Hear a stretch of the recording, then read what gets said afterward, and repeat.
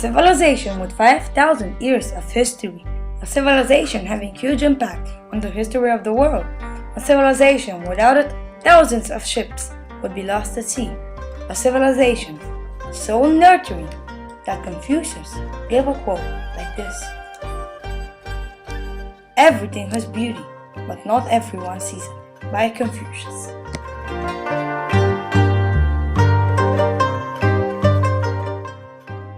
One of the Chinese beauties is the Yellow River, known as truly most important river in China and 5,464 kilometers long. The popular Yellow River is the second longest remarkable river in China after the Yangtze. The Yellow River goes through 9 regions before escaping into the Bohai Sea. About 6,379 kilometers, the Yangtze River is definitely the longest river in China and the third one in the whole world. This river sensationally ends in the East China Sea at Shanghai. People strongly agree that the river is a dividing line between North China and South China. Areas to the north and the south of the river have many highly effective differences. For example, economics, culture, climate, and etc. Talking about weather, Chinese people made sundials. Sundials were invented at 600 BC.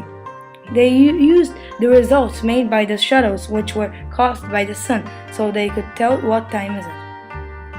Somewhere around 205 BCE and 220 BCE, ships, rubbers, wheelbarrow, compasses, glaze, poetry, hot air balloons were remarkably discovered. At around 130 CE, China discovered the seismographs. The seismographs are some of the best things for measuring earthquakes. At around 700 till 800 CE, people in China discovered gunpowder. When Chinese people invented the extremely horrible gunpowder, and the first thing they used it for was called fire rockets, which were indented in battles so enemies could be confused. People in China have also made really important medical discoveries.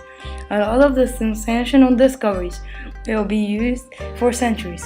To heal illness, doctors used herbs and acupuncture. Chinese people were the first people in the world who discovered the paper. At around 100 CE, they dipped a bamboo screen into a mixture of pulp, tree bracts, plants, and wax. Then they put small layer of pulp on the screen and left it to dry.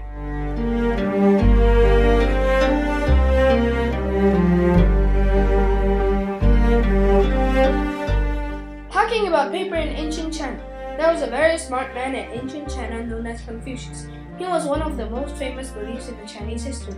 There were 3 beliefs in ancient China that is very famous. They all were Confucius, Buddhism, and Taoism. But for now, I would like to focus on Confucius. Confucius is very smart and he created a lot of magnificent quotes. People believed if that they followed his quotes, then the world would be in a peaceful situation.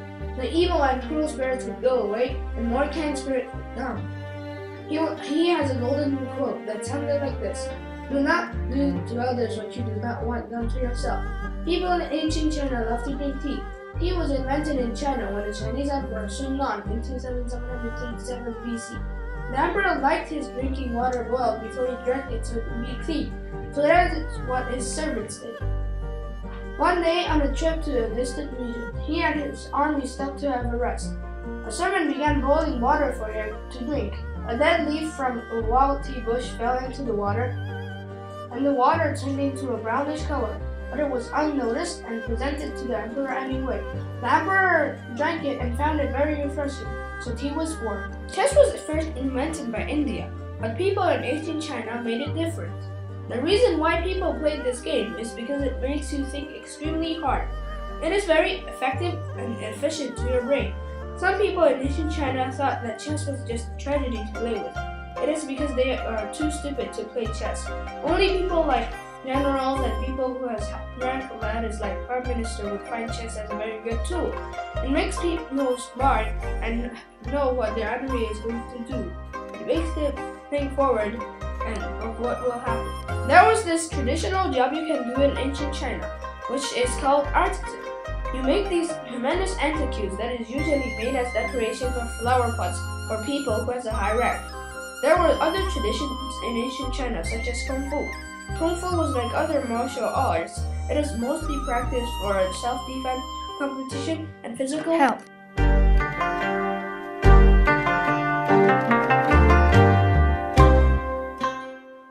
This magnificent copper coin is one of the currency in ancient China. This one is used in a remarkable Song dynasty. Through the famous Silk Road, they also traded externally. Goods from China could quickly end up in Greece. At the eastern end of the route, the Chinese even traded with people from India, providing them with silk and getting lapis lazuli and other goods. By the time of Confucius, Chinese people traded salt, iron, fish, cattle, and silk through the Silk Road. Even though you might have a tragic ending in the harsh lands of the Silk Road, these brave merchants defeated the harsh environment and brought a tremendous amount of goods to the other civilizations. The outrageous hierarchical system is changed to the revolutionary patriarchal feudal society in Yao's dynasty, 2356 to 2255 before Christ.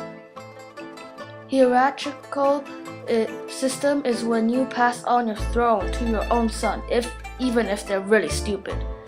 Patriarchal is democracy, but only voted in your high ranks circle. It is a form nearly like democracy. When Yao passed away, people voted on Shun. Then Yu the Great conquers the disastrous flood that started in Yao's dynasty. When Shun was old, people recommended Yu the Great because he passed his home 3 times during the time he was conquering the flood and didn't go home.